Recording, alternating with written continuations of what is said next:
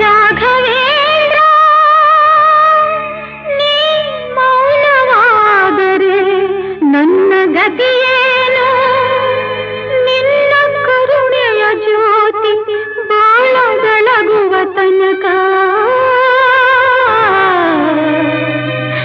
ಬಿಡೆನು ನಿನ್ನ ಪಾದ